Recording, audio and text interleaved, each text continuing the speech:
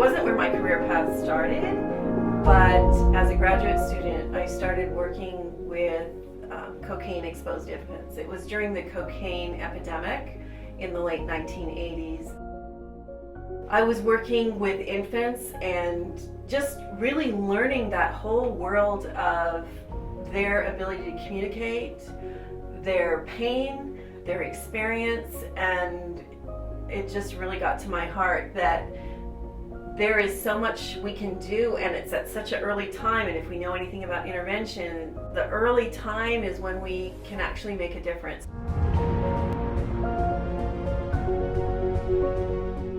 Neonatal abstinence syndrome is actually a syndrome that impacts 4 of the human systems: the central nervous system, the autonomic nervous system, the GI or gastrointestinal nervous system, and the respiratory system.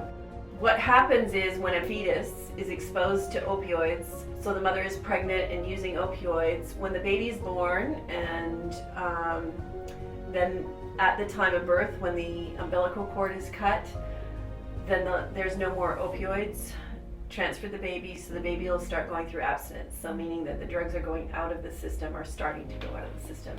And so we see those elements, those systems in the human body being impacted for infants.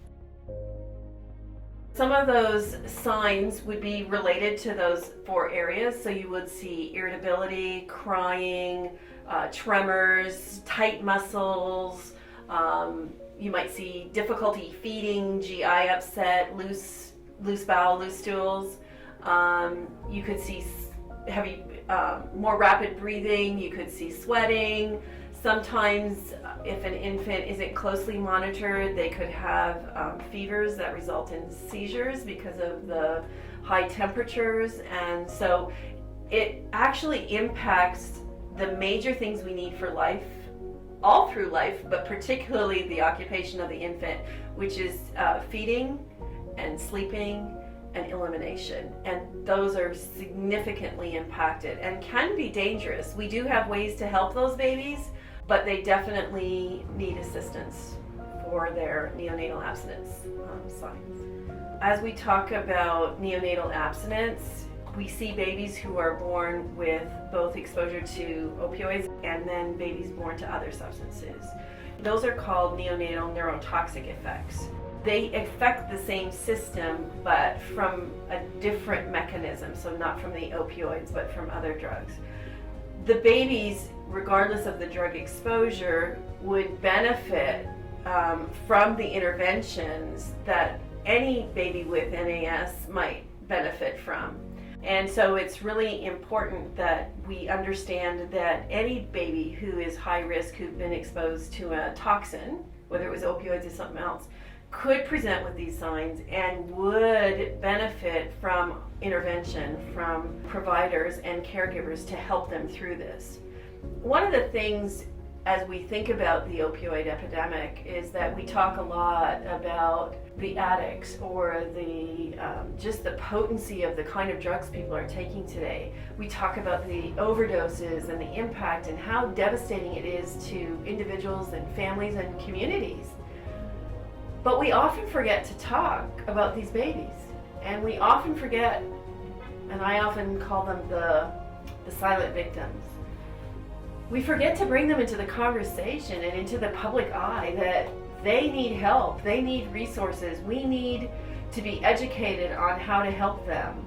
Because as the epidemic numbers increase, you're going to see that number of babies also increase in terms of exposure. Infants who have had that exposure, they've had multiple systems impacted.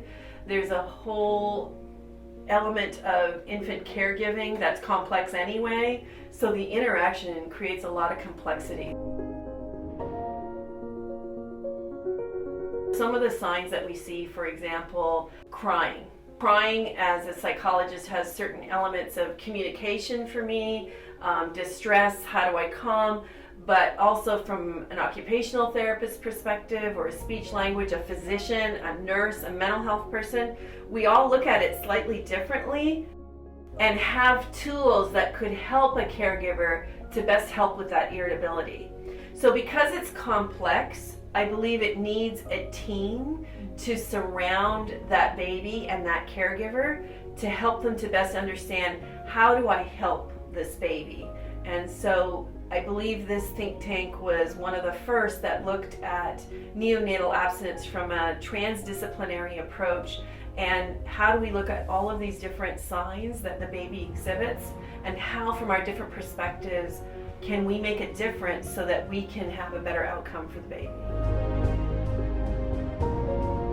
We did have experts. We were so fortunate to have people who've worked in the field for a very long time and who have a lot of experience with babies who have had prenatal substance exposure. We had medical physician, we had nursing, we had speech and language therapy, we had occupational therapy, neurodevelopmental psychology, and mental health. And those, I think, are a really important team. What we also had, which is critical in this because we're trying to reach providers, but also we want to help caregivers. And what we also had in addition was some foster parents who have experience working with the prenatally exposed and parenting and loving on these little babies.